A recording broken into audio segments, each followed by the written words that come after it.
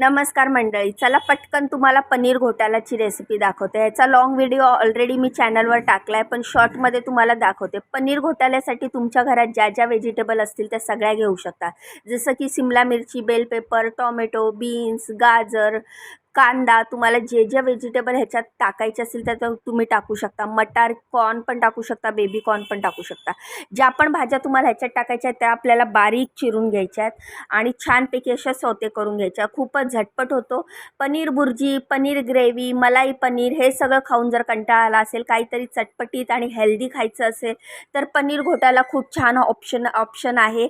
तर तुम्ही नक्की पनीर घोटाळा एकदा बनवून बघा। ह्या पनीर घोटाळ्यामध्ये खूप सारी मलाई, चीज तुम्ही टाकू शकता, त्यामुळे हे मुलांना पण खूप आवडणार आहे। तर ह्या कामावर तर मी बनवली होती। इथे मी स्वयंपाकाचं काम करते आणि इकडे मी पनीर घोटाळा बनवून सरांना आणि मॅडमना खाऊ घातला। त्यांना खूप आवडली ही मी बनवलेली डिश, त्यामुळे म्हटलं तुमच्याबरोबर शेअर करते, तुम्ही पण नक्की बघा। तर एवढ्या सगळ्या भाज्या मी मस्त अशा कापून घेतल्या आहेत। ह्याच्यामध्ये मी ब्रोकली पण घेतली आहे बारीक चिरून। त्यानंतर हा पनीर घेतलेला आहे, पनीर मस्त असा किसून घेतला आहे।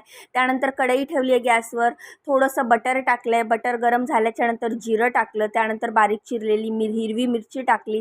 सगळ्या भाज्या, कांदा वगैरे, गाजर, beans, capsicum, bell pepper, broccoli, सगळ्या बारीक चिरलेल्या भाज्या टाकल्या। छानपैकी सौते करून घेतले। आपल्याला ह्या खूप शिजवायच्या नाही आहेत, फक्त थोड्याशा परतायच्या आहेत। 1 मिनिटासाठी वाफ काढून घ्यायची आहे। छान सगळ्या भाज्या कांद्याबरोबर परतून झाल्या की ह्याच्यात तुम्ही जिंजर गार्लिक पेस्ट टाकू शकता। मी इथे जिंजर गार्लिक पेस्ट टाकलेलं आहे। त्यानंतर ना आपले मसाले टाकायचे आहेत। आपण ह्याच्यात मिरची एकच टाकलेली आहे। तिखट मिरची तुम्ही तुमच्या हिशोबाने कमी जास्त करू शकता। मी इथे हळद टाकली आहे, लाल मिरची पावडर टाकली आहे, धणा पावडर टाकली आहे। त्यानंतर पावभाजी मसाला नक्की टाका। जर तुम्हाला पावभाजी मसाला नसेल टाकायचा किंवा घरात अवेलेबल नसेल तर मॅगी मसाला आहे, मॅजिकचं 1 पॅकेट टाका, त्यामुळे ह्या पनीर घोटाळ्याला खूप छान चव येते। त्यानंतर थोडंसं 1च चमचा किसलेलं बीटरूट टाकणार आहे, त्यामुळे ह्या पनीर घोटाळ्याला खूप छान रंग येतो आणि पनीर घोटाळा हेल्दीसुद्धा होतो। तसं तर बीटरूट मुलं खात नाही, खाल्लं जात नाही, त्यामुळे असं बीटरूट तुम्ही ह्याच्यामध्ये टाकू शकता। त्यानंतर किसलेलं पनीर टाकलं, थोडंसं पाणी टाकलं आणि छानपैकी मिक्स करून घेतलं। मिक्स झाल्याच्यानंतर खूप सारी कोथिंबीर, त्यानंतर चीज आणि खूप सारं मी ह्याच्यामध्ये क्रीम टाकलेली आहे, त्यामुळे ही रेसिपी खूपच हेल्दी आणि टेस्टी झालेली। तर एकदा नक्की ट्राय करा पनीर घोटाळ्याची रेसिपी। तुम्हाला कशी वाटली ही रेसिपी मला कमेंट करून सांगा। व्हिडिओला लाईक करा, चॅनलला सबस्क्राईब करा, मला खूप खूप सपोर्ट करा।